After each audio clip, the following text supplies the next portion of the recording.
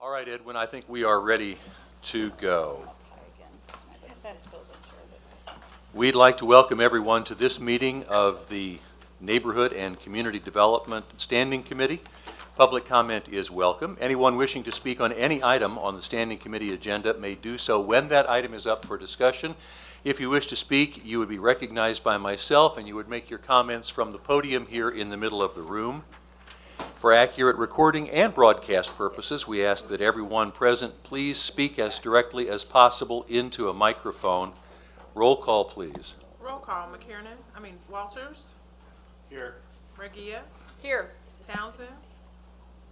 Present. McKiernan. Here. Our first item of business is approval of our standing committee minutes from our meeting of February 2nd, 2015. Move for approval.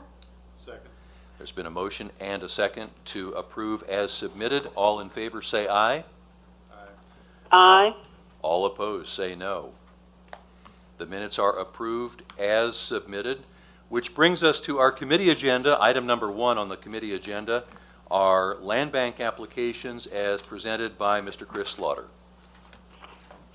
So, can we just move? Oh, can you talk? Okay. Good evening. Thank you. Yes. Glad you spoke up. I love it, though. I do, too. Okay, first off, out of this list that we've given you, we do need to take one off. We'll probably bring it back next month, but there was a request to have it removed for more information. And I don't have my glasses. The address is 2053 Springfield Boulevard, so we'll ask that address not be considered tonight. So any motion for approving properties as a bulk would not include that one. Wait. For the record, is it 2503 Springfield?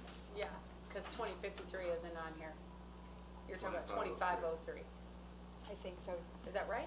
Second one, second page.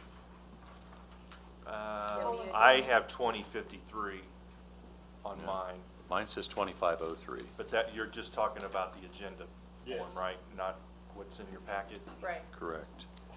Oh, well, we have the packet. The You can verify, I the believe, attachment we're gonna- says 2051. is the applicant's Oh, I address, but see the it, land bank is, 2053. I believe it's 2053. It's the Oh, one okay. for Jamia Development Yeah, LLC. So this is correct and not the agenda. I don't put the agenda together.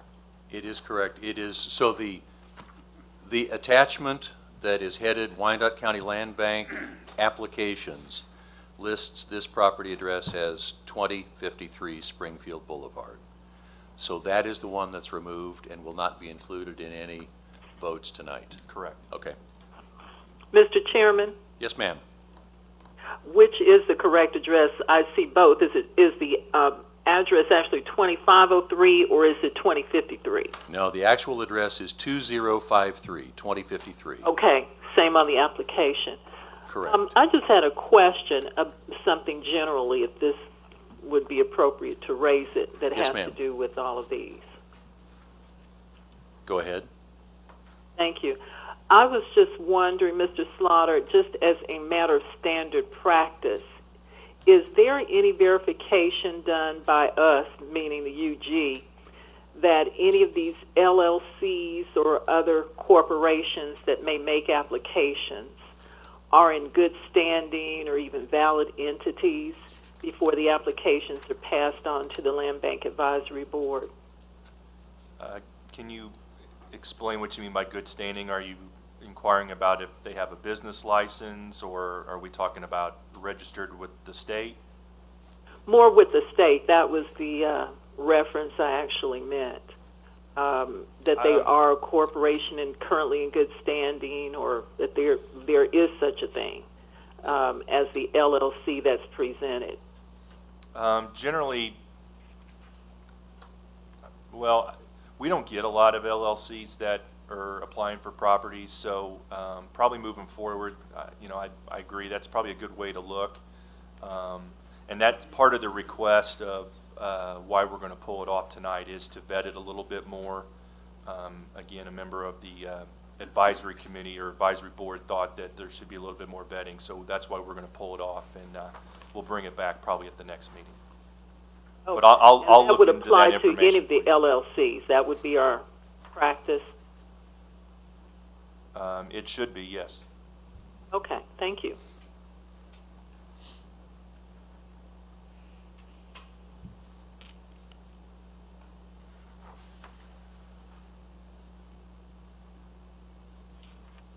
So then can I move for approval on everything but 2053? Not yet. Okay. At the bottom, we do have two properties that we're doing a best and final on, and as usual, I will give a recommendation on both. Let's go to the last one first. 235 South 21st Street. We have ZJ Enterprise LLC for yard extension and Brenda Gerardo for a garden. Some history on this property. Ms. Gerardo's parents had applied for this property at one point. It's right across the street from their house. At the time, there was some substantial code violations. In talking with the code officer in that area, there's still probably grounds for some current or future violations. So I feel, or the land bank feels, that probably the best recommendation would be for ZJ Enterprises on this property. The other one is 228 South 21st. If you look at the map that's up on the screen, do we have a pointer? Can we have one click worth of zoom in?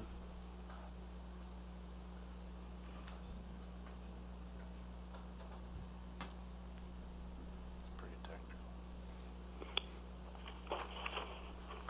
There we go. That's perfect. And I will say, after I get done speaking, both applicants are here, and if you feel it's necessary for additional questions or comments from them, I believe they're available for comment. So show us again the first one, which was... The first one we just talked about, this is the property that's being requested, 235. This is the Gerardo residence, and this is one of the properties owned in the area by Z&J Enterprises. And our recommendation is for Z&J for the award. The next property we're talking about here is 228 South 21st. And we have the same applicant here at 1914, and we have 234. They're requesting a yard extension. Z&J is requesting to hold it for future development. The development, I've heard a lot about it.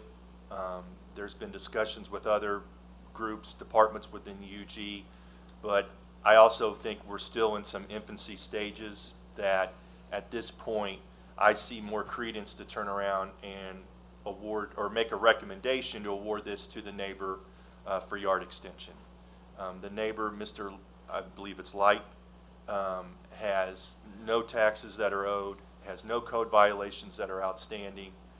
He wants to just expand his yard, and I think that's a stronger recommendation than a future development that just is still, in my opinion, in the infancy stages. Again, both applicants are here. If you want to get more additional information, that's up to you. But my recommendation would be for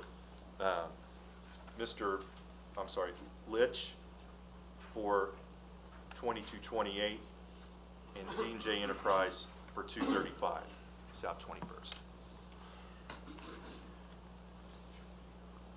Chris, did you say that the 235 South 21st was for future development also?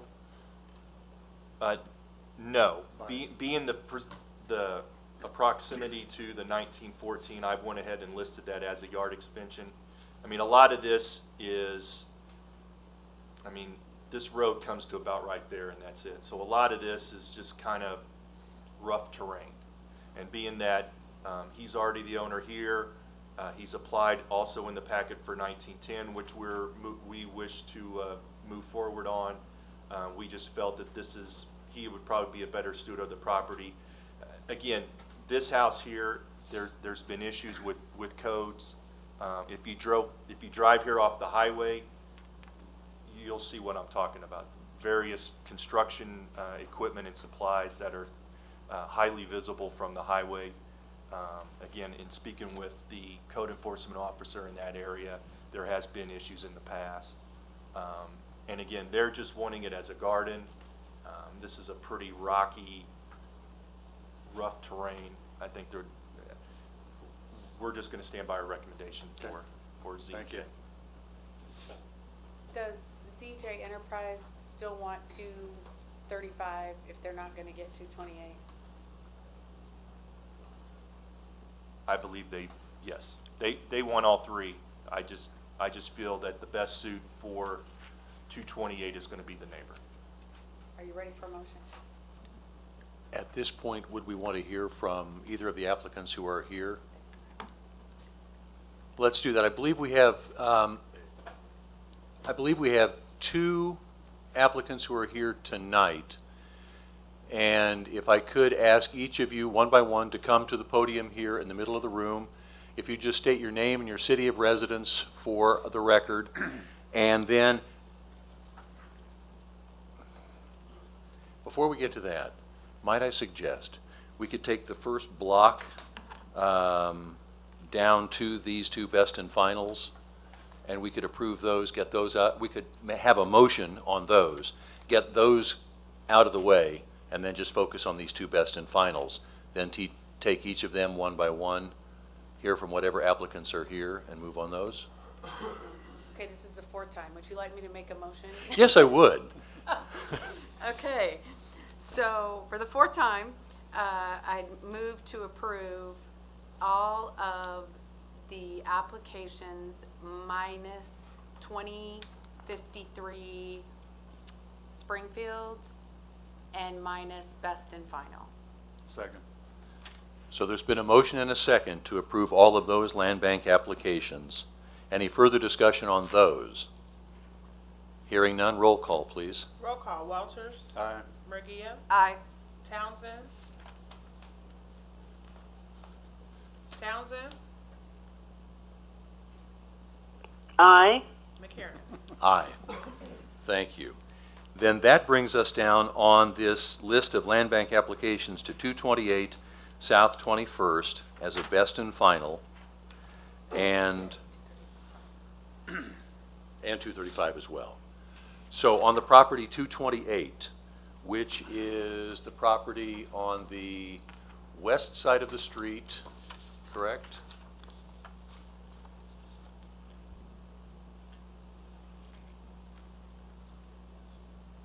Okay, do we have, and you said this one was for a yard expansion from Yes. 234? Yes. And do we have the resident of 234 here? Sir, could you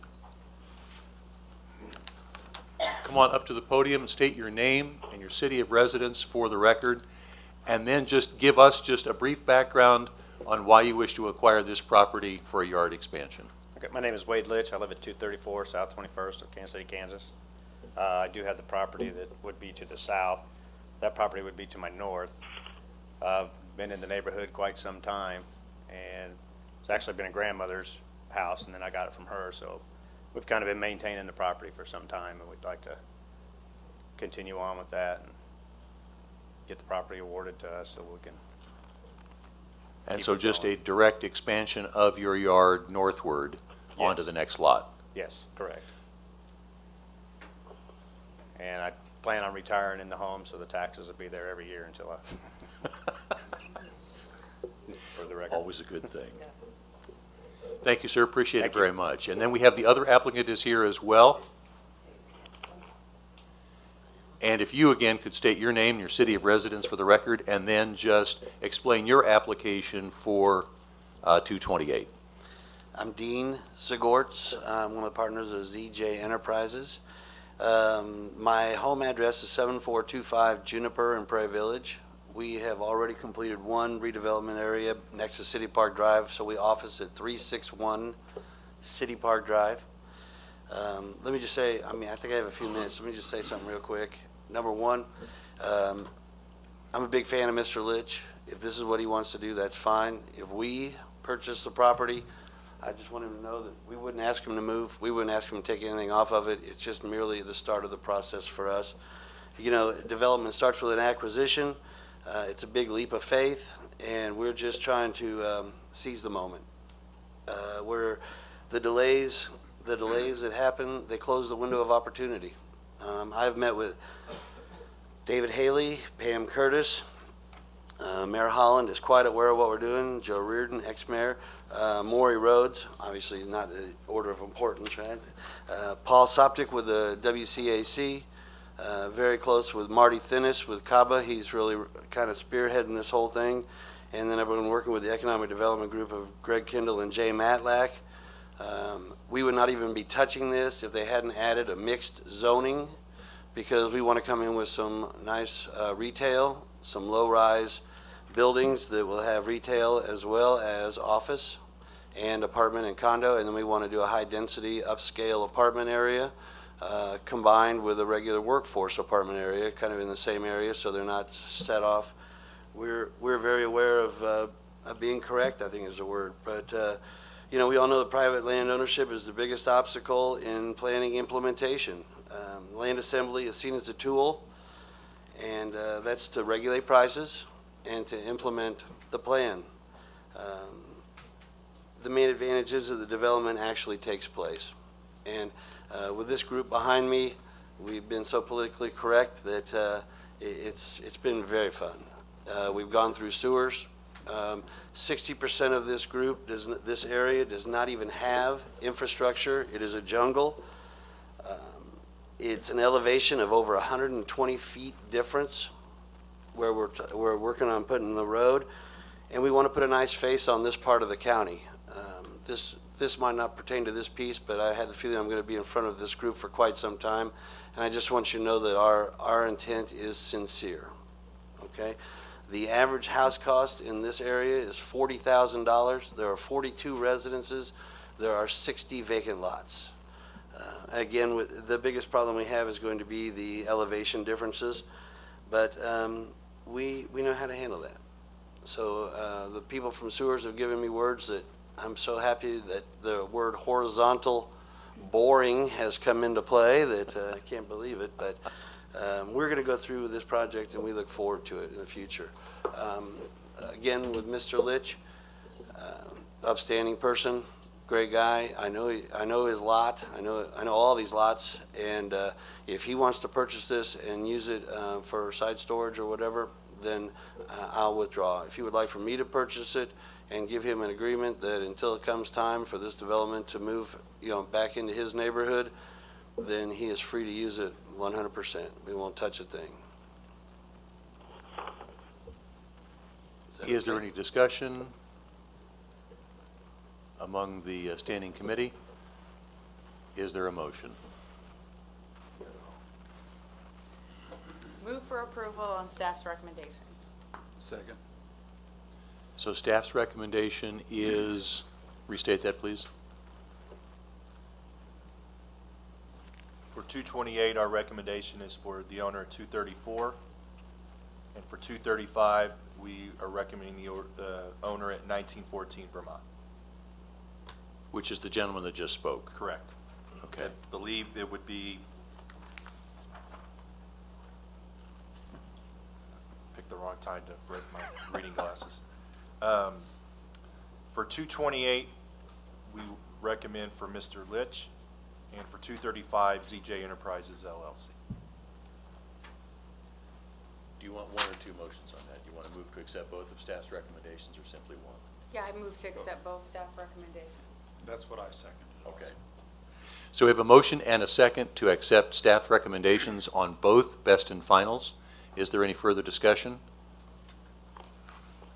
Hearing none, roll call, please. Roll call, Walters, Aye. Murguia, Aye. Townsend, Aye. McKiernan. Aye. Gentlemen, thank you very much.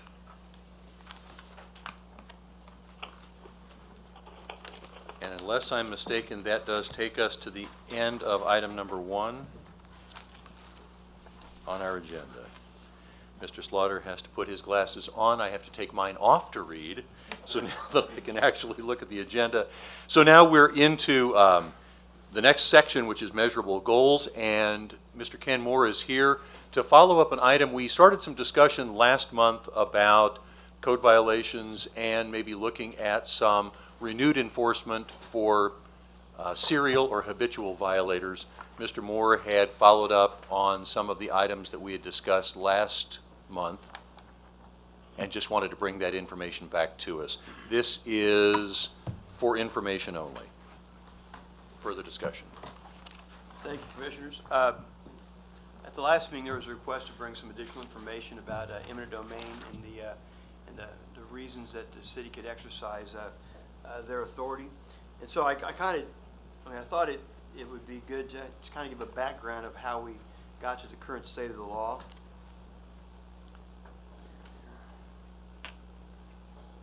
Okay, that's the current statute. And basically it says that a city can acquire property by eminent domain for any purpose whatsoever. And that's really been stated, that ordinance, I'm sorry, that statute's been in existence in that form for probably 50 years. And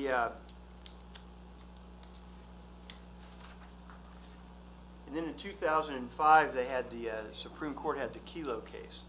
And that has been called one of the most despised Supreme Court cases ever. It was a 5-4 split decision. And the reason it was called that is because the city acquired property solely from one private landowner and gave it to another solely for economic development purposes. There really wasn't a public purpose there except for economic development.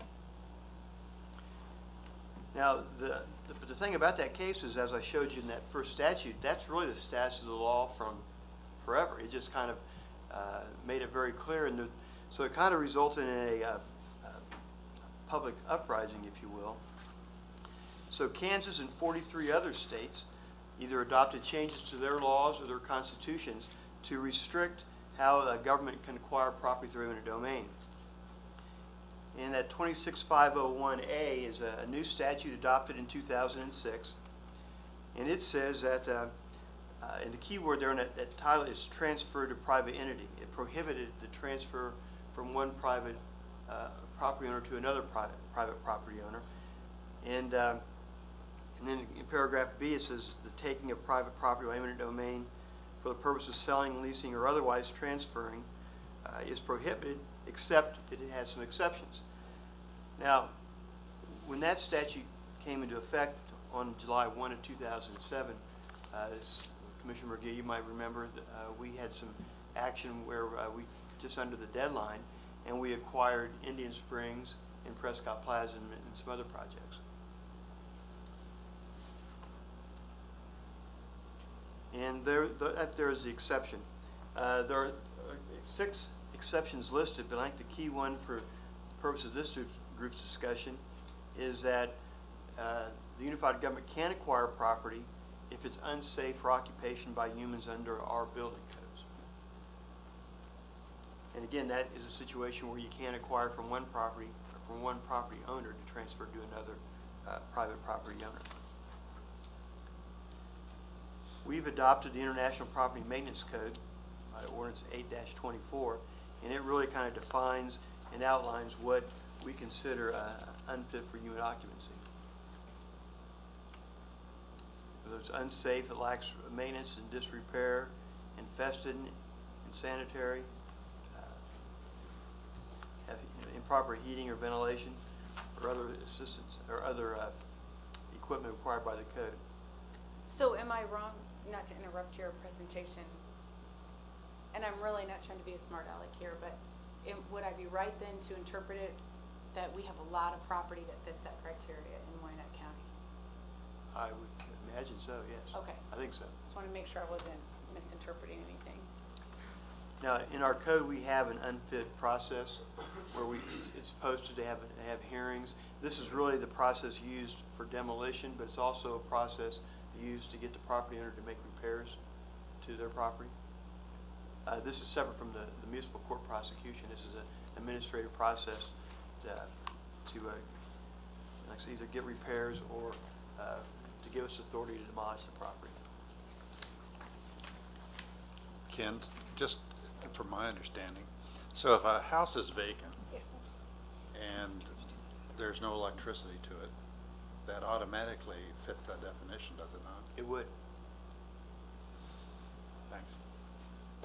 And so if I could kind of piggyback on that, if you could go back to the unfit process there, that process really is mainly to encourage the property owner to make whatever corrective action is necessary to bring it back from unfit status. Is that right? That's correct. If they post it unfit, and Colin's our resident expert, he handles that process, but if they post a property unfit, they'll set it for an administrative hearing before the codes officer. And then that's an opportunity to come in and really have explained all the deficiencies in the property, and then given a deadline to submit a plan as to how they're going to remedy those things. And so it follows that administrative process. If they fail to do so, and the property meets certain criteria, which essentially is that the cost of the repairs exceeds the appraised value as shown in our tax records. If that's the case, then they'll go through they'll initiate the demolition process, which is really the same process, but they do more of the publications, official notices. They notify mortgage companies and other parties of interest. Whereas when they're just trying to get a repair, they just go through that process with the property owner itself. Well, two things come to mind. First of all, if it's posted unfit and the property owner acknowledges that repairs need to be made, but then simply doesn't make them, then what recourse do we have other than ultimately to tear it down? And I guess to back up from that would be, what, if any, means do we have to try to arrest that slide toward demolition so that before it's even posted unfit, if a house is creating a blight in a neighborhood, there is a corrective action that can be taken earlier so it doesn't just sit there and fester, discouraging people from moving in and encouraging people to move out? Well, the same authority that we have to ultimately demolish, we have the authority to go in and make the repairs. We can eliminate the blight or the unsafe condition, but as a practical matter, I think it just gets to the point where it goes to demolition. Anything you want to add? Wait a minute. We have the capacity, if we would choose to do it, We can issue an order to repair, to make the repairs. and of course, then assess those costs against the property. And It's always a fine line if you're throwing good money after bad. well, but okay, so once we've made those repairs, then what? Can we acquire the property, having brought it from that status up? There is no provisions to transfer ownership in this process at all. Is there any other judicial or court process that might transfer ownership at any point? Well, as a demolition assessment, it becomes a lien on the property. And if it's delinquent, then we can foreclose like as part of a tax foreclosure sale and acquire it in that fashion. But that's it. That's Lengthy. Well, I don't Yeah. know. Is there, we might be able to do a private foreclosure just as any private debt if we didn't want to acquire the property. I think that's right.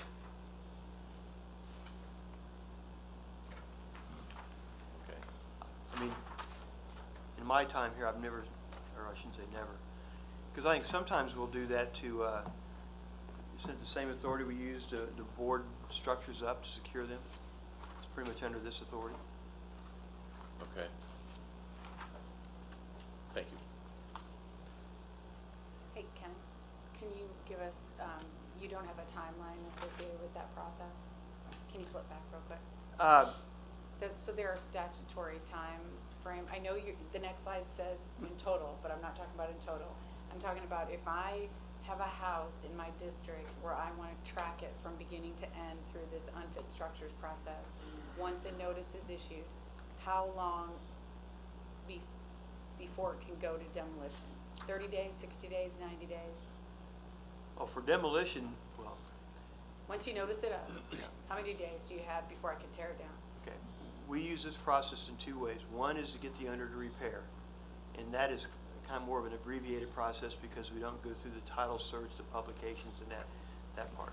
To do a demolition, though, we go through the full-fledged process by, again, getting a title report and doing the publication of the notices. So, Colin, Hey, can Ken. you answer that question? Ken, could you pull the microphone a little bit closer, please? And Oh, okay. everyone, please. what is our time frame for the demolition process? I can't give you an accurate idea about what our time frame is on that depiction, just because Doesn't statute we have such a backlog of them that. Doesn't just ticking statute them off. indicate that, though? I'm not asking for our timeline personal, I'm asking, I think, isn't there a statutory time frame that's required And before Colin, we could can you move to pull that demolition? microphone a little bit further over in front of you? There we go. I believe that it's notice is the item that the statute's most concerned with. I don't think there's any specific set of days in which we have from noticing to tearing it down. It's reasonable, I believe, but I can get back with you on that and be more Yeah. specific. That's just off the top of my head. Because reasonable is relative, It certainly is.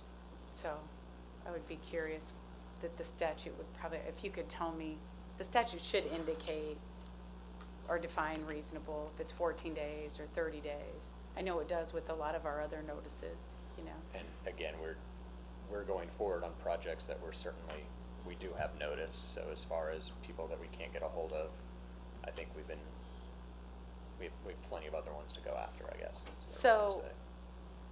so in this process, so it looks all clean and neat and easy, the way you have it written up there? So it's the font. Yeah, yeah. It's gotta be the It's not font, that because way. it's not the process. After you notice, when you say define notice, what constitutes notice?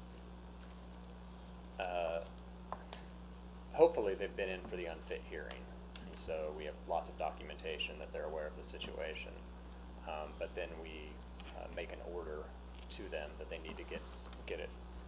I mean, they have the opportunity to demo it on their own, but if they don't do so by a certain date, then we'll take that on. And of course, then we're communicating with contractors, and then we're dealing with their schedule as far as when they can get it in.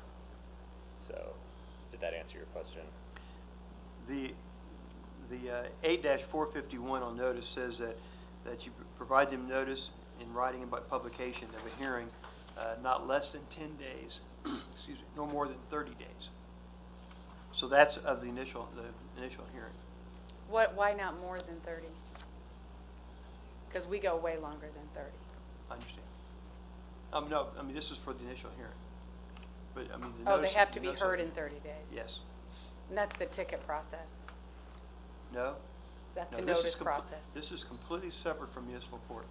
So when you send them notice, you send them a court date to show in court to be heard about the unfit process, or do we do that in a different system? This is done, it's an administrative process at the NRC. With the administrative judge? You know, with the code inspector that issued the unfit citation, or not citation, the unfit notice, or like maybe a supervisor. It's, yeah. Code officer working for the public officer is Mr. Talkin right now. And so after they've been heard, after they've been noticed up, they have you have 30 days. You have to set a hearing date within 30 days. Yep. They go to this hearing, let's say they comply and go to the hearing in 30 days, and they say, I'm not fixing it up and I'm not tearing it down. I don't have any money to do either. So when can we demolish? The 31st day? No. Well, then, go ahead. But the order would be given after that 30th day, and again, if they don't respond, then we're kind of in a lurch where we don't necessarily have notice. Now, we can publish it, and we can go forward, and although I'd have some reservations, I suppose we could go forward pretty quickly, but again, we don't have any, we can't be assured that we've properly notified them, and then they're going to come back and potentially have a cause of action against us.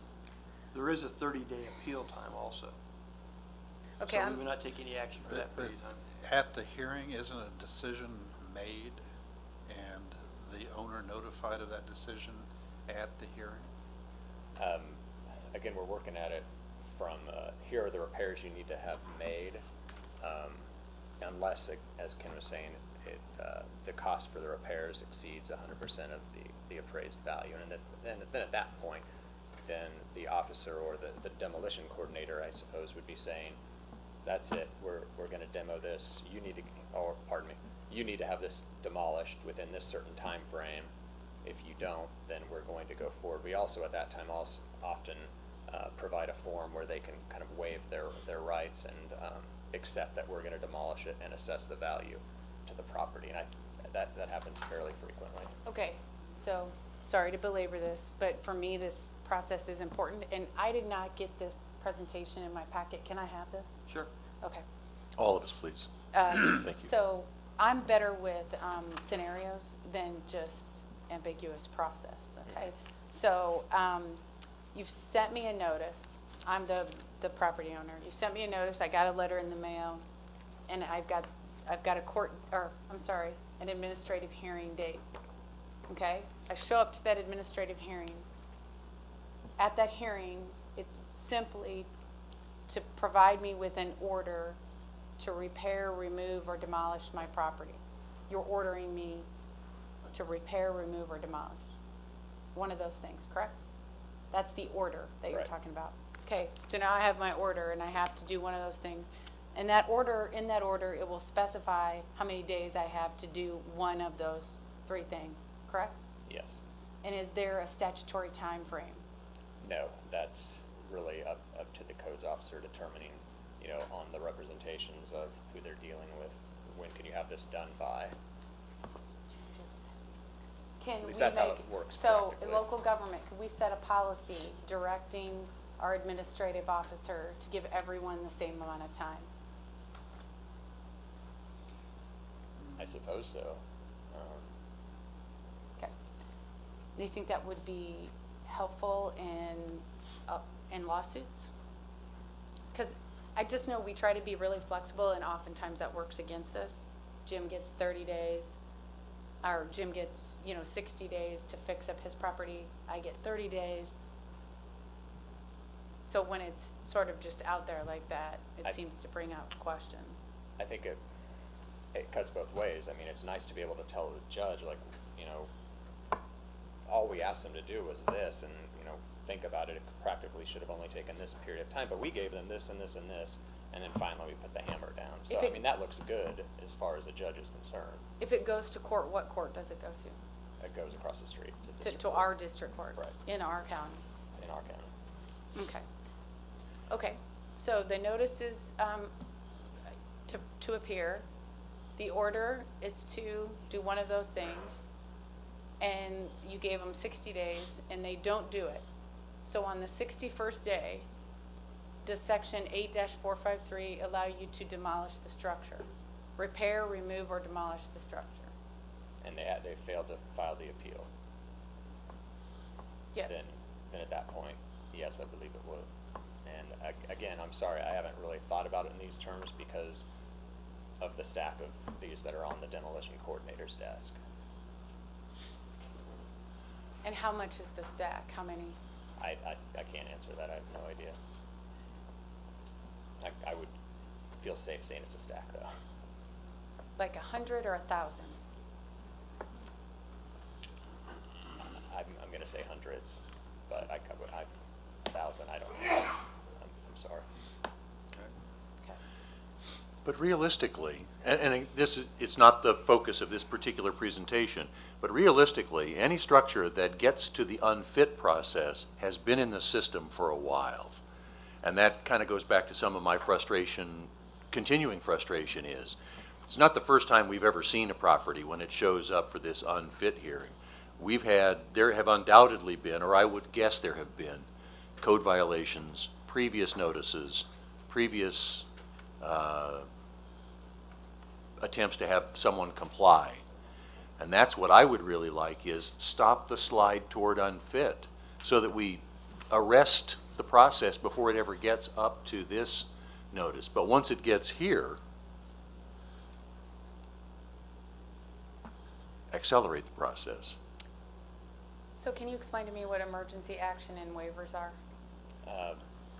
That's basically when time doesn't allow to notify all the parties. There's imminent danger, I believe. So would that be like Also- when I had a building burn in my district, that night there was an assessment made that it presented an imminent danger of collapse, and we demolished it the next day, That's correct. and then assessed the demolition charge as a lien against that property. That's Okay. correct. So that's not really, so I'm reading it from top to bottom as in first step, second step, but that's not really the case. 453 and 454 really are parallel. They are. They- One is an emergency and one is not. Service posting and filing of complaints and orders? That's, goes to notice, and you're posting it on the property, you're sending it by registered or certified mail. Is that part of the notice? Yes, So that really is parallel to notice. right, so that, go back, That's the definition of notice. yeah. And then appeals, can you appeal, you want to appeal after the order, correct? Yes, If you're going to appeal, And who do you appeal to? to the district court. right here in Wyandotte County. And what is the violation or penalty? Penalty, well, technically, we could be, you know, issuing a summons for violating these orders. For not demolishing, repairing, or removing? Yeah, That would Have be we ever- municipal court. yeah, right, So that'd be like a ticket Mhm. to court, where they'd have to Or- pay a fine in addition. correct. Okay. That's very good, you guys. I've been here So- for a long time. That's really good. Is this a Kansas City, Kansas program or policy, or is it a county? It's a- Kansas City. This is mod- Kansas City, Kansas ordinance. Kansas City, Kansas. Thank you.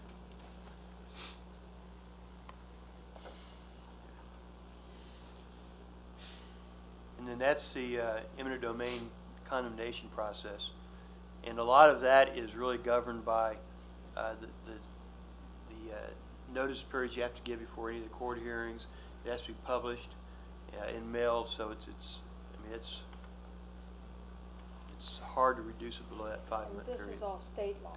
Yes, this is all those state statutes that I referenced earlier about the authority. This is the process to implement that authority.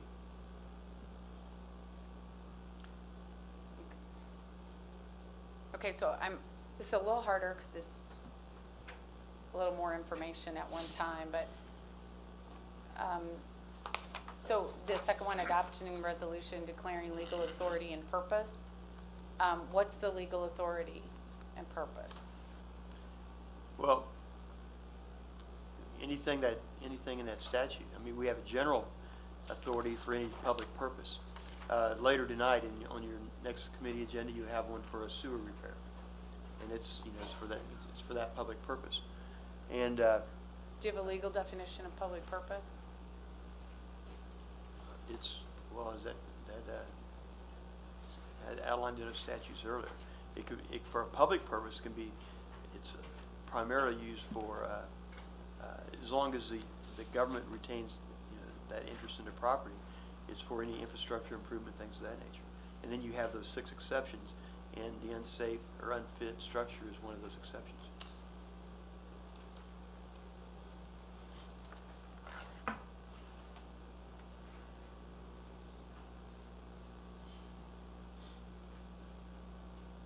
A new retail shopping center? Only if the property there that you're condemning would meet one of those 6 exceptions. Which should be. Other than that, you cannot condemn for economic, you can't condemn for economic development purposes solely to take it from one property owner to give it to another. It has to meet one of those 6 exceptions. And the 6 again are? I only showed you one. Well, the 6th exception is the one that probably has the most applicability. If you want to flip Public that. purpose, you mean? Well, it defines a house that is in ill repair and doesn't have proper ventilation, illumination, that sort of thing. It was on an earlier slide. So would this, this process on this slide, would this be a county or a city program? Well, it could be either way. Either Typically, one. we exercise that power as a city because Bonner Springs and Edwardsville have their own authority to do the same thing. So I'm a little confused because when Jim was using his example, unfit you would stamp a home unfit, and resolve that through the three options: repair, removal, or demolition. But condemnation and unfit, even after you do all that, you don't get ownership of the property in an Correct. unfit situation. Brian's already asked that. No, that's You don't correct. get ownership. In condemnation, though, my understanding is you do get ownership. That's correct. So there's a big difference. So if the lights aren't working and it's boarded up, you can condemn it because it's a public safety issue? Because it's unfit. Oh, good. The six exceptions are, one is for KDOT, one is for utilities, the third is when the owner agrees in writing, the fourth is if there's title defects, that you have to clear the title defects, so by condemning you eliminate other potential claimants from it. The fifth is when it's unsafe for occupation by humans, and the seventh is when the legislature specifically authorizes it. So we can condemn property that's unsafe for humans, Yes. Exception number 6. which is the one you were talking about. Correct. And condemnation gets us ownership? Yes, that's exactly what it is.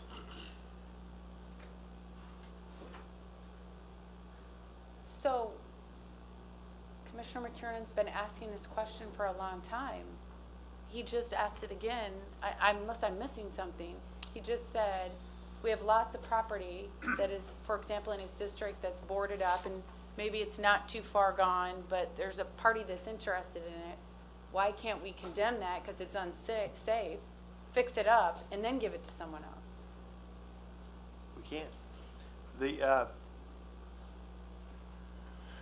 That may be the key, is that we essentially buy it from them. Because if you go back to the process, the court appoints 3 appraisers. They go and inspect the property. They determine what the value of the property is, a fair market value, and they got a laundry list of factors that they use. And then in order to acquire the property, we have to pay that to the owner, including the appraiser's fees and the court costs. Okay, so you've condemned it, now you own this property that you've condemned. So you own it, You had to pay for it. right? We paid for it. And so now we want to give it to someone else, or sell it to someone else. Can we do that? Yes. Okay. Now, the reason I put that Kilo case up there, kind of for a reason, is that I think that it's the same sentiment that, if the person at the bottom point there is that the owner, if they don't like what they get, they can appeal, and they have a jury trial, and a jury's going to determine how much their property's worth.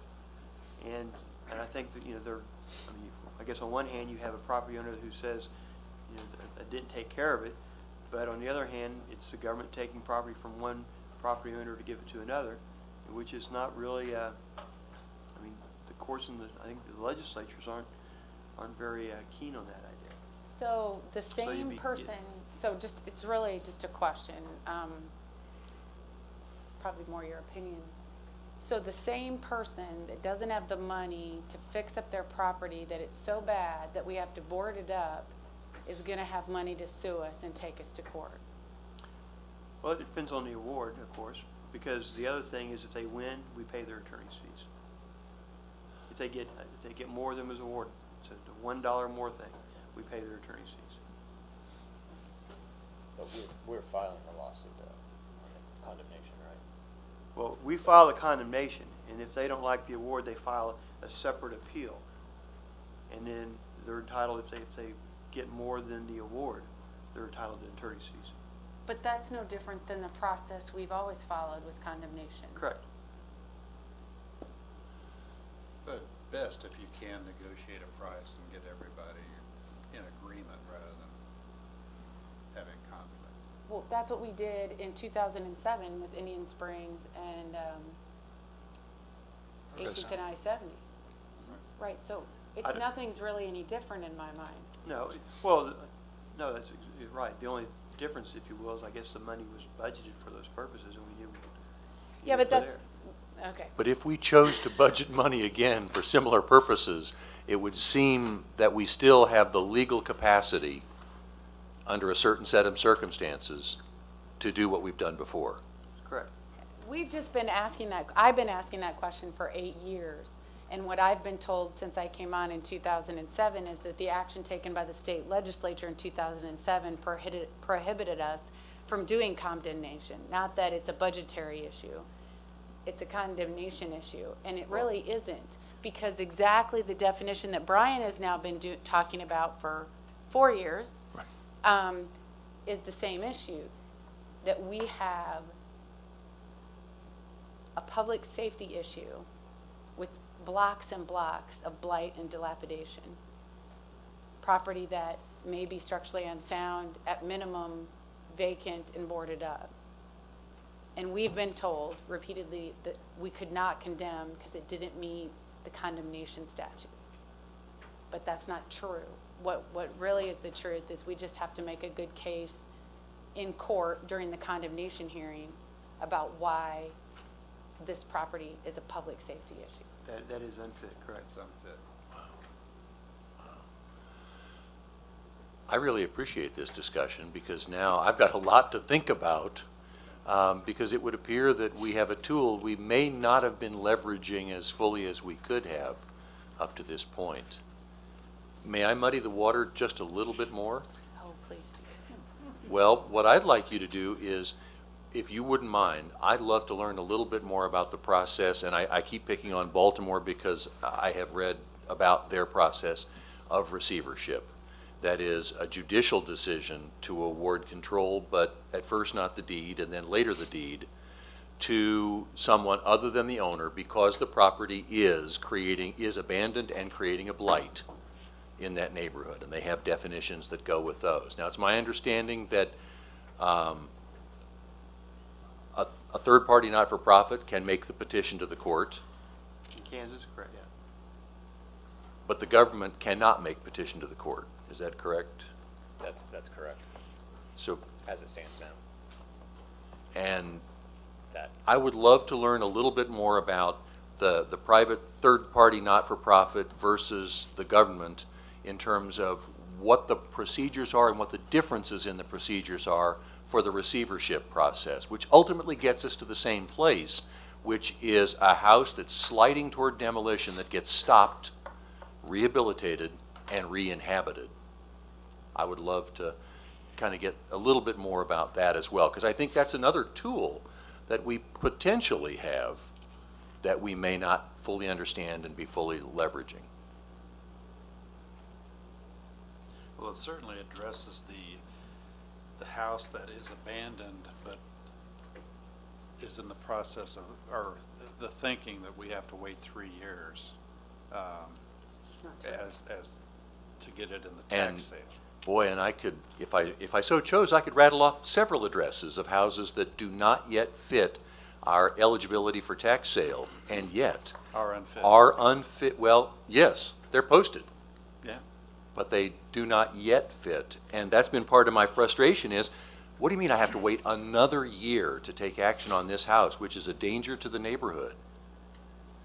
And even then, who knows how that's all going to turn out. and you're talking about the changes that Fraunfelter's been trying to make, essentially, because right now you can't do that receivership. The blight and the vacancy is not alone on a residence. It has to also be qualified, it has to qualify for the tax sale. So of course, for local government, the tax sale is the route to take because we do that already. Not through condemnation. Right, but then we have to pay them for it, so, I mean, that's, and I guess the only other thing that I'd say down that line is, most of these properties that we might, like, and Ken's the resident expert on condemnation, but if we're trying to go through condemnation with a property and it needs to be unfit for human habitation, by the time we get everything filed, if there were just minor problems with the house, then they're gonna bring it up to code and then be able to come into court and say, well, it's not unfit, so you can't go this route. So we're only gonna be eventually, or ultimately, we're only gonna get the properties that are big problems, right? But Now, if you you know have what? other ideas for them, that's fine. If somebody brought it up to And code, money. I'd be happy. And that's irrespective of paying the taxes. That's a whole different issue. But if we simply have code violations that are long-standing and are remedied, I think that's a win. I agree with you there, yeah. So this is the concern I have again, which is the concern I have with land bank, and then I'll obviously let you finish. But this has been very educational. I've been here a long time and I did not know this. So I just think it's really interesting, especially when I've specifically been told we cannot condemn property unless it's a public purpose, and was led to believe that was for a sewer line or a road or a bridge. So that's very enlightening. The concern I have is what you said about, and I'm really not holding you to this. I don't care if it's 100. I don't really care if it's 10. But you said there's probably hundreds of these. Were you talking about unfit or condemnation? Oh, I'm talking about properties that are in the demo queue, Okay. and I haven't gotten a number for a long time on that, so. Okay. Well, that goes please back take that again with a grain then. of salt. Yeah, and that's okay. I guess what I'm saying is that we already are paying hundreds of thousands of dollars a year in demolition. We already are paying thousands of dollars, at least tens of thousands of dollars, to take properties to the tax sale. I think the concern you've heard from Commissioner McKiernan, myself, and Commissioner Markley is that we have a lot of tools available to us to take back control of our city, and we're not being strategic in the way that we're using them. So we do have money to condemn property and take it. We could take it from demolition. And we could, not demolish some that we don't care about and acquire and demolish the ones we care about and be much more strategic about it. And that's what concerns me, is that, yes, we have a list of property on the demolition, but does the city, collectively, does our community really care if half of those get demolished, or would their priorities be in another area of demolition? It just doesn't seem to, it seems like everybody's working within their department. I'm here to demolish houses. I'm gonna do it, and I don't care how it affects the rest of the city. I'm here to stamp houses unfit, and it doesn't matter to me how that happens. And then the repeat thing I continue to hear from our administrator is that we're short on staff, and they're overworked, and they don't have enough time to get their job done. Just a comment. So anyway, you go ahead. Okay, if you want to talk about this?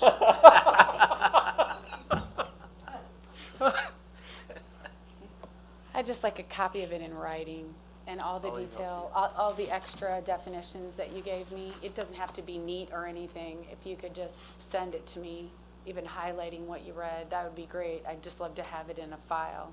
And to go back to the structures for demolition, in the last 4 years, there's been 51 structures demolished just in my district. So let's say that's 12 a year. And it was told to me one time that at any moment in time, we have enough money to tear down about a fourth of the structures that are eligible or posted for demolition. So that would make it roughly 50 a year. And if we take that times the number of districts, that would suggest that there could be in the low hundreds of numbers of properties that are currently eligible for demolition. This has been, I agree with Commissioner Murguia, this has been a really very eye-opening discussion. I appreciate the information. If we could talk about receivership a little bit, I would appreciate that. And we will just continue the discussion of using all of our tools. I have I know this is not meant for us to take action, but I would like to request that you bring something back for us for consideration. I know you already turned that off, but in the process of the unfit process, where you stamp the home unfit, I would no longer, I would like to set a time frame for each. So like, when you notice the person, you've already said, you got to give them more than 14 days. But More than 10, less than 30. more than 10, less than 30. You have a very specific time frame. And then when you give the order, there is no time frame. I would like us to establish a time frame, because I'm assuming that if they want to appeal that time frame, they can appeal that through the appeal process. Yeah, when the order is entered, that's when their 30-day clock to appeal starts. But do you see what I'm saying? Right now, it's just arbitrary. I mean, I give Jim 60 days and myself 30 days. Why wouldn't we just eliminate that option and say everybody gets 30 days to repair, remove, or demolish? And if they need longer than that, they need to go through the appeal process. That I way there's understand. no favoritism, there's no, hey, this guy got 60 days and I only got 30, and plus staff can just move them through faster. I think at least back in the days when I used to be more involved in this, the length of time, the order zones are incremental. You have to do these things by this date. And if you did that, so you were given more things to do as the time went on. And it was also kind of somewhat coincided, because they didn't give them like a year to fix everything. You have to do a certain amount by this time. If you did that, then you get an additional period of time. Because one of the problems is you don't want, again, the homeowner to throw good money after bad, thinking they can do it, and when they don't really, the bottom line is we're going to demolish it anyway. It seems to me that one of the things we should think about is a strategy. If we really think that this condemnation is a tool, that it sounds like it is, at the same time, I don't think we want to condemn hundreds and hundreds of houses either. As you said, the idea is to try to figure out a way to get them repaired and stabilized and improved. But there might be a reason for us to condemn some. So how we come up with that strategy would be very helpful. Is it neighborhood based? Is it, value based? Whatever that strategy might be. I absolutely agree and look forward to continuing this discussion. Thank you. Gentlemen, thank you very much. Really appreciate it. That is the last item on the Neighborhood and Community Development agenda. We will adjourn that meeting. We will reconvene Economic Development and Finance in 5 minutes.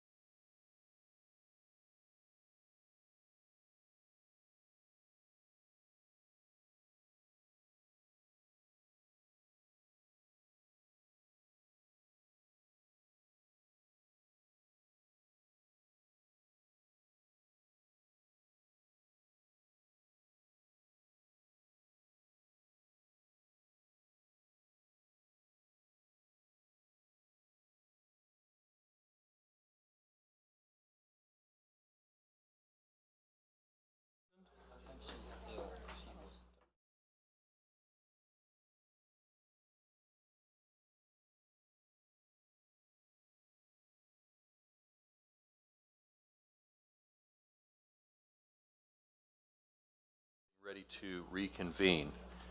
Okay.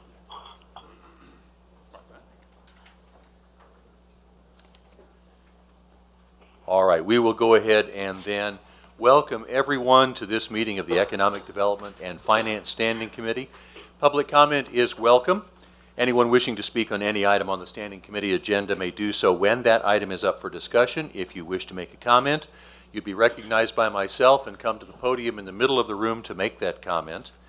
We do ask that everyone who speaks tonight please be as close as possible to a microphone for accurate recording and broadcast purposes. Roll call, please. Roll call.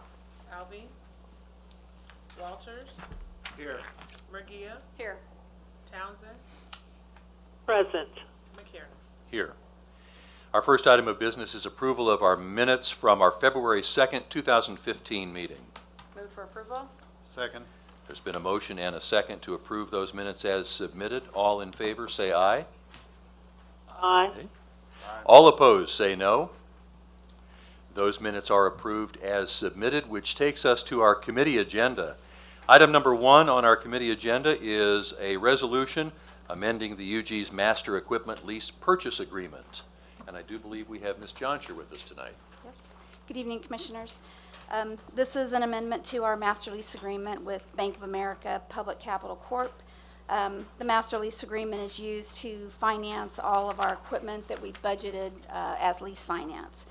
The term of the current agreement expired on December 31st, 2014. So this amendment would extend this agreement to December 31st of 2015. Also included in your packet is the equipment list of items that we expect to purchase in 2015. All of these items were approved as part of the CMIP budget, and the maximum credit amount that was approved by Bank of America for this amendment is $7 million. I'd be open to questions if there are any.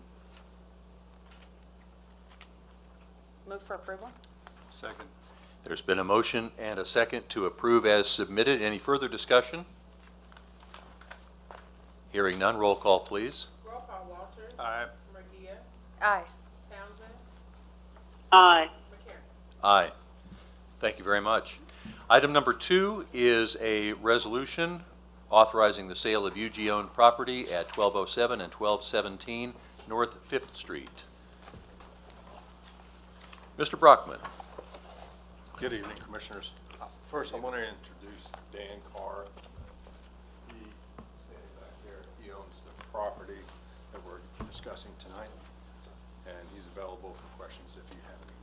So tonight, what we're doing is we have a piece of property for sale in the downtown, and we own the property, the real property, the ground, and Dan Carr, GDC Financial, owns the building. So go through this. So here's the property located, let's see, right here. It's a 3.5 acre parcel. There's the building right there and the parking lot. And then it's situated right downtown where we had the federal building, EPA, and the new SRS building there. So it's it's ideal for development. We would like to bring this to you to consider for the purchase of the property. We're asking that we sell this property to GDC Financial, who desires to purchase the property. But when we do this, we're going to have a purchase agreement with GDC for $475,000 of improvements, and that's consists of the repair, the replacement of the roof, new upgrade to the landscaping, structural integrity review by an engineer of the wall that is on the property, and demolition of certain interior portions. And plus, we also are attaching a 12-month reversionary interest clause in there. So what I'd like to do is, because of these repairs we're requesting as part of the purchase, I want to show you what these repairs entail. So this is the interior of the current condition of the building. Here is a wall that we're looking to have an engineer review. As you can see right here, how it veers off. And then the same way it pulls out right there. And then the cracking and dilapidation of the wall itself. We want that to be reviewed, repaired, or replaced. Then this is, we need roof repairs because this is the soffit underneath, the extension of the roof. It's in dire repair, it needs it. And then this is the parking lot that we're requesting that needs repaired, upgrading. So at this point, we're asking to forward this to full commission April 9th and adopt a resolution giving the county administrator the ability to move the sale forward. Any discussion, questions for Mr. Brockman? So what do they want the building for? Commercial use. It's going to be commercial property, different businesses within the building. Hi, my name is Dan Carr. I'm with GDC Financial Group. I'm at 8611 North Donnelly in Kansas City, Missouri. Originally, we developed the SRS building next door. We've owned that facility now for probably 15 years, so we were involved in the redevelopment of that project. We tore the old 5-story building down and rebuilt the 2-story building that sits on the site today. We've had a long relationship with this building as well, going back for many years. We've had probably 5 or 6 different opportunities to lease it, but because of the structure that's in place between the unified government and GDC, where the unified government actually controls the ground and we own the building, it's been nearly impossible to get a transaction done with a user not knowing how to actually structure that deal. So what we're here today is to try to get this into a joint ownership, or a single ownership, I'm sorry. That would allow us to redevelop it. We have a user right now that we are negotiating with for half of the building. But irregardless of if that use happens or not, we plan to move forward with the improvements that will allow us to hopefully get that building leased up and back into production. It is a commercial use, by the way. And staff have negotiated what they believe is a fair sale price for the ground, correct? Yes, sir, we have. Okay. That was going to be my question. How was the value determined of the ground? Well, there's 3.5 acres and there's $2.50 a square foot that we were figuring out, which is roughly around $381,000, the value of the land.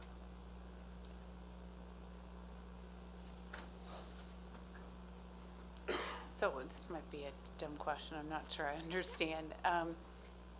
So there's a building and it sits on the ground. And so are you selling the building and the ground? No, just the ground, the real property. So who owns the building? GDC Financial. You already own the building. We just, oh, I see what's happening. So we have a ground lease, Yes, and you're just selling just the ground. correct. Okay. All right. You did a good job, Charles. Sorry, it's me that wasn't, guess, paying attention. So the request for action is to approve the resolution authorizing said sale. Move for approval? Second. There's been a motion and a second to approve the resolution. Any further discussion? Hearing none, roll call, please. Roll call. Walters, Aye. Mejia, Aye. Townsend, Aye. McCarron. Aye. Mr. Brockman, thank you very much. That brings us to item number 3, which is a resolution declaring 82nd and Torome storm sewer enhancement to be necessary and valid. This is brought to us with a request for approving the resolution, and it is coming to us rather than Public Works because of the timeliness of the ultimate approval. Okay. No offense, can we just move to approve? It's pretty self-explanatory. There's been a motion to approve as submitted. Sorry. No. Second. it's There's been a motion and a second to approve as submitted. Any further discussion? Hearing none, roll call, please. Roll call, Walters, Aye. Murguia, Aye. Townsend, Aye. McCarron. Aye. Thank you very much. Appreciate it. That brings us to item number 4, which is our blue sheet item tonight, and that is continuing discussion of the agreement with On Goal Soccer. Mr. Brakovich. Thank you, Commissioner.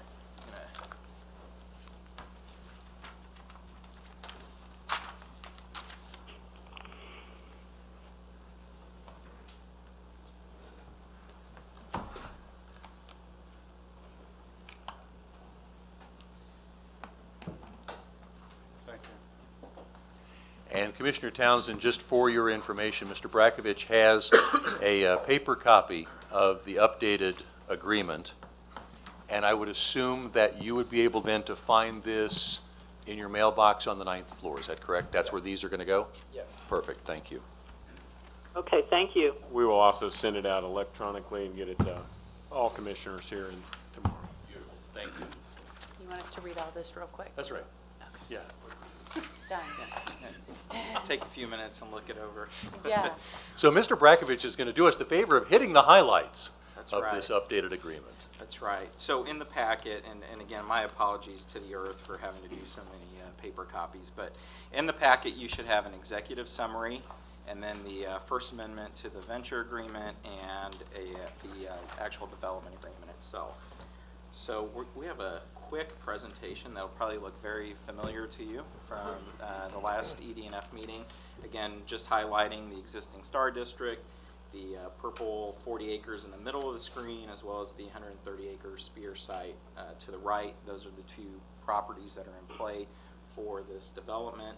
Again, the two documents that we just referenced, or that I referenced, the amendment to the SVA, it will deal with futsal and tournament fields, among other things, and then the development agreement for the $64 million STAR bond proposal.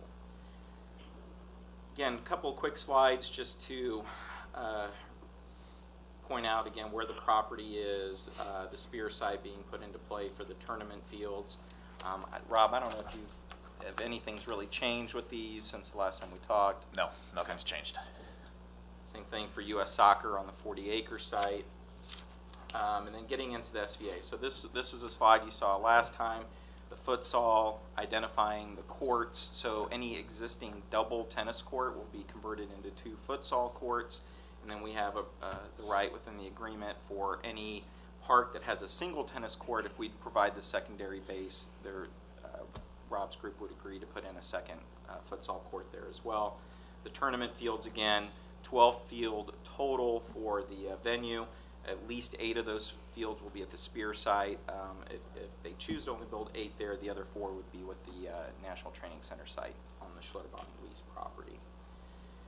Here's a new slide. It has, again, it's addressed in the SVA, but it has to do with the arrangement for a sporting park and the parking lease that accompanies that. And maybe for that, I'll turn it over to Mr. LaSalle and let him kind of roll through the finer points of that. Yeah, sure. Very quickly, the parking for the stadium that exists over on the Kansas Speedway property, there is a lease in place with Kansas Speedway for that property, so there's rent that goes with that, as well as some money that UG spent to build those parking improvements in the first place. The source of repayment for all of that money, both the Speedway rent and those improvements, comes from a community improvement district tax as well as ticket tax on each ticketed event that occurs at the stadium. The reason for this provision is to increase the amount of ticket tax to make sure that we cover those payments, both the rent payments and the amortization payments for the Speedway improvements. So that this new provision increases the amount of ticket tax to a total of $2.25 per ticket, and that should cover the rent and the amortization payment over the years. If at some point in the future it's not enough money to cover, there's a provision in place where the UG would notify the developer, the soccer guys, and let them know, hey, there's not enough money here. Somebody has to make up the shortfall, either you or us. If nobody decides to put in the money to cover that shortfall, then the UG has the opportunity to terminate that lease so that we're not covering these rent payments out of the general fund.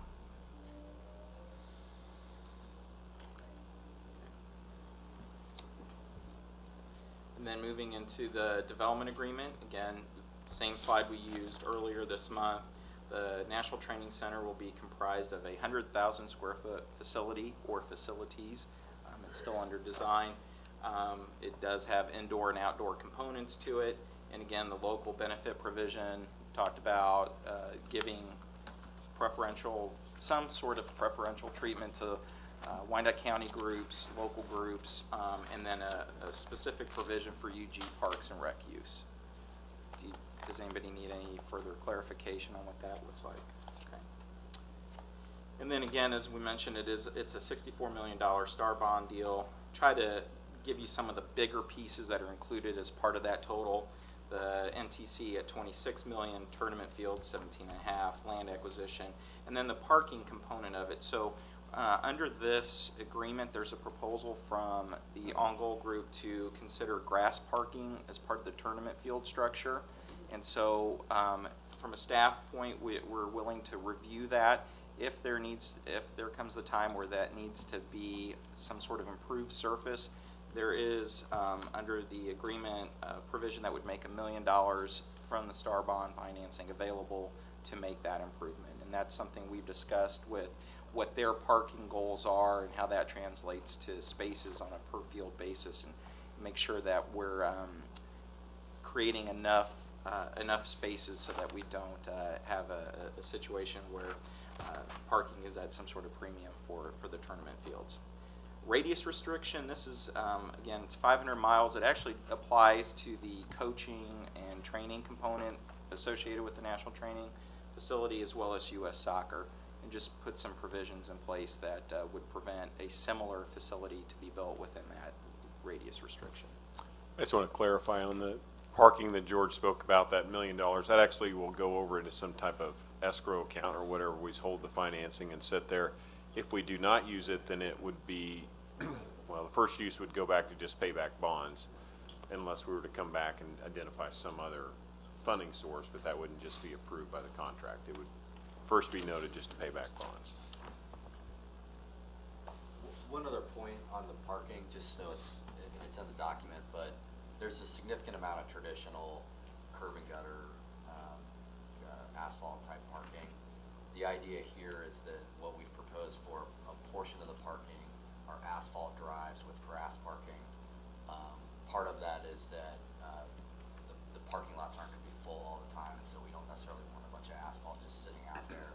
And part of it is that just if you go to a lot of sporting and entertainment events, utilizing some grass parking, if it's done right, it's easy to use and it's relatively flat, it's just a nicer environment. And so that's we're trying to get that mix.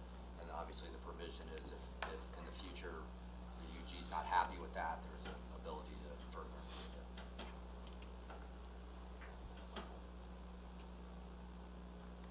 So I just have to ask, the radius restriction, 500 miles, doesn't that take us into other states? Okay, so, but we can't impose that restriction.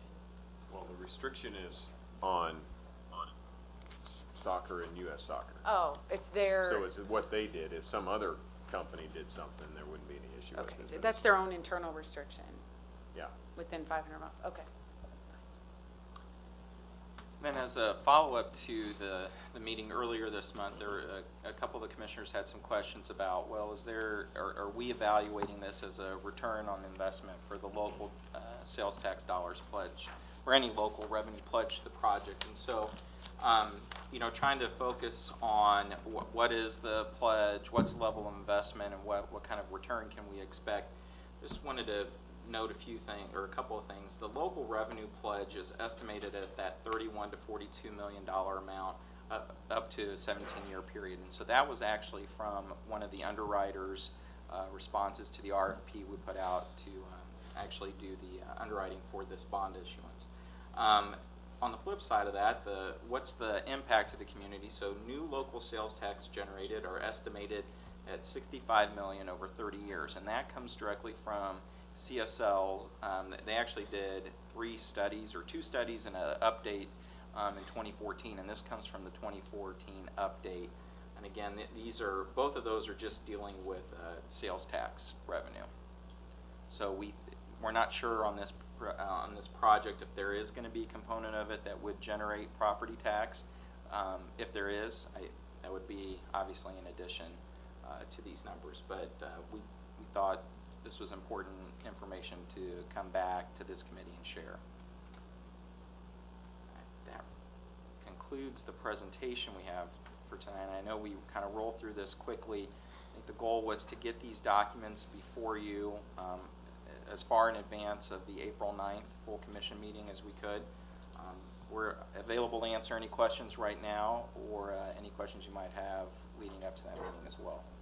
Would you put the site design back up there over in the Spear property? Rob, I'd like you to talk a little bit about your thoughts, because you know we show the 8 field and that's the minimum, but you have real thoughts about that you'll go ahead and put all 12 of the tournament fields over in this property, and then some of your other ideas that you're working with?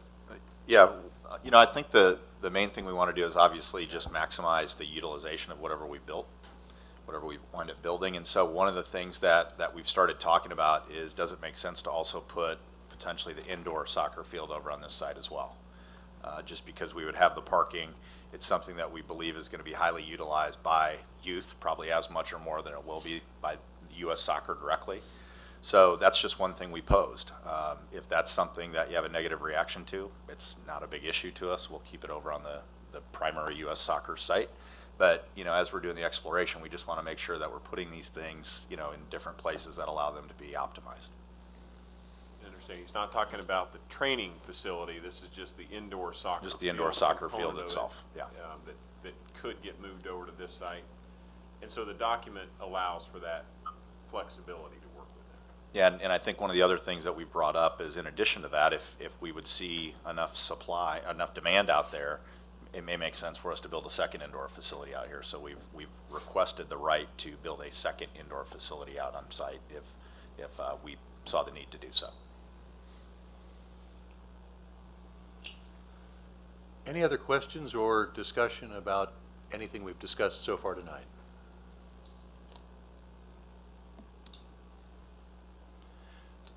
So the request that is before us tonight is to review and then recommend to forward to full commission for the meeting of April 9th, at which time we would vote then on the agreement itself, correct? Yes, sir. I mean, as it went before your last committee, you already voted us to move forward to full commission, so that action has been taken, but we just felt we needed to come forward, give a full update, and get the full document in front of the full commission as soon as we had it complete, which that was clear to me as well. So this is really an update from that standpoint. We don't require a vote to move on to the full commission. Am I missing something, or is there something different about this proposal that wasn't proposed in the one just a month ago? There were a few of the items they went through. Probably one of the bigger ones was in terms of the ticket tax. That item was not spelled out to you at that point. We were still under discussion. A few other items that I would say we went through in discussion about things we're resolving. A lot of them are worst case type scenario things that we needed to resolve through. So I wouldn't say they were big issues that probably we would ever see as a community, but they're issues we have to deal with and get done in a contract before it's ready to issue out. Todd, is there something else that I should point out? No, that's about it. So just as a reminder, I'm fine with this, but I do want to just say something. The action that you're asking us to take is contrary to how it was presented. You know, it's not that big of a deal, but if when we get a packet like this, should tell us what those differences are from the time before. Just simply highlighting them would be helpful, and then to get them in advance, because giving them to us the day that we're to make the recommendation isn't really giving us any time to review. So you're really just here to make us, you know, go forward. I mean, I don't have anything to object to, and I don't have anything to agree with. So I'm good. I'm saying I trust you, but I'd rather trust you and verify Well, and that's have why, it in advance. and that's why I didn't want to ask you to really take an action on it, because it was just handed to you. Yes. The directive we had last time was to bring it forward to the full commission and go over it with them. So we were trying to get it to you earlier than that, come through, explain it to at least this committee, So you didn't just have it to read, you would get a breakdown from us verbally, and then you would have it for the next week and a half to review before you're asked to give any decision on it. So then I would just recommend that you give this to the other commissioners, We will. because then they should all have that week and a half to review it. And if you could maybe somehow highlight for them, because we sat through these meetings, what's different than what they saw last time, or if they didn't see anything. I know I've seen this multiple times, I'm sorry. I can't remember what's new and what's not. So you should highlight from what the others saw last time. I'm not sure that anyone other than this committee saw the first iteration of this, since it didn't come to full commission. Is that correct? That's correct. Okay, then they just send them this, is fine, as long as Okay. they have something to review prior to that meeting. That'd be great. So that is the Do that. plan then, that we will distribute all of this to the rest of the commission, and that we will plan to bring this forward to the April 9th full commission meeting. Mr. Fantastic. Chairman, Yes, ma'am. I did have a question. I'm following this on TV as the discussion goes on. I did have one question from the first slide that I saw, and it had to do with the deficit, or hopefully that there won't be a deficit. I saw where the tax was increased, but the decision, I guess, has been made if the increase in tax, the 225, doesn't cover, I guess, the cost, that the UG is supposed to give notice, and then at that time it will be decided. Yeah, that's the slide I was referring to in the new provisions section, the second one down. Who pays the difference? The only thing that struck me about that is that obviously the administrator's taken precautions to try to forego such an occurrence, but then why would we leave this issue up in the air, so to speak, if it turns out that the CID is insufficient? Well, Commissioner, this is Todd LaSala. I think in the negotiations, I think neither party wanted to necessarily be obligated to pay money if there was a shortfall on rent. But I think the determination was made that if keep in mind that if the revenues are short, it's because there are not enough people sitting in those seats and buying tickets to these events. So it may be a situation where we're looking for alternative parking opportunity for that stadium anyway, but the important thing from the UG's perspective is we didn't want to be locked down into that lease indefinitely if there wasn't this revenue source to pay for it.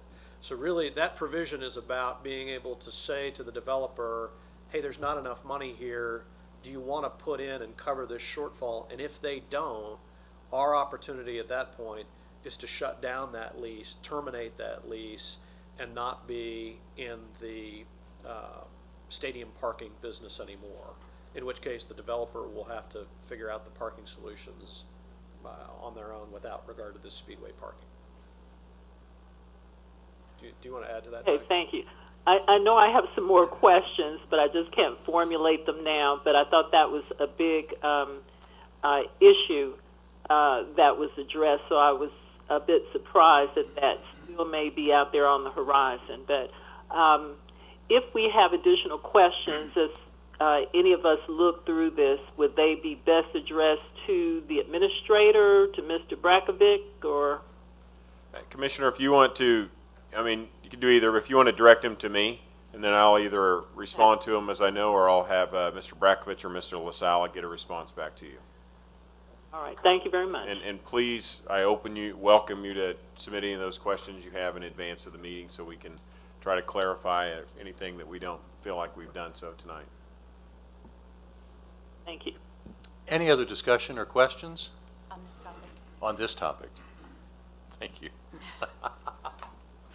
In that case, thank you so much. We look forward to reviewing this on April the 9th. That, I have one comment if you're finished at the end of the agenda. yes, ma'am. Hang on just one second. I think that was our last item on the agenda, since that was blue sheeted. Commissioner Murguia. Okay, so I just happened to review our strategic planning meeting on the YouTube video today. And I was a little bit concerned because that was a year ago, and we're fast approaching our next strategic planning. And a year ago, it was very clear that different departments that fell under our purview of this committee and the previous committee would come in front of us and present measures for us to be able to measure our progress on the things that that our community felt were important based on the survey that we gave. I know I've missed 1 or 2 meetings. Okay, that's what I was checking on. And I just wanted to say it out loud because it does, what was really handy about the YouTube video is that it's a record for me to say, where did we leave off last year and where are we going this year? So we have a very short time frame to get those measures in place before strategic planning, which I believe is how long? The new one? May is the next session. Okay. So I don't think we've heard from any departments as they relate to measures for the survey. We have had a few departments come forward and present them. We've heard from codes in terms of increasing the number of tickets written. That was one measure that they brought forward. We had some discussions about some other ones, but I don't know that we ever settled on anything other than that one measure for this year. But beyond that, I'm trying to remember which departments came. Well, you don't have to answer tonight. I'm Yeah. really not trying to put anyone on the spot. I'm really just trying to make a record so I remember what I'm doing from year to year and what I, as a committee member, am supposed to be doing. And really, it was very clear multiple times that we were linking the measures to the survey, to the public survey. So the public knows they're being heard and that we're taking action based on what their priorities are. And I will say I was working under, that was was it November? Was that session? That we were to get those goals and all in place over the course of the next year. Not that we would have them all in place by May. Was it November? But if that's the directive, then we can move them in faster, but they'll all be coming at that point. No, that's okay. I didn't hear that part, so if that's right, I'm good with that. Well, I don't know that we've specified, but I will say that's what I've been working with my departments, that they would be bringing them in through the course of the year and submitting. Okay. Just like Mr. Brakovich, I know he has his economic development goals, and he's eager to get before you. he can't wait. Okay, that was it. That's all I had. Okay. Beautiful. Thank you very much. I think that's a very timely reminder that several months have passed since we set that as our goal, and we should be logging our progress toward it. There being no other items on the agenda, this meeting is adjourned.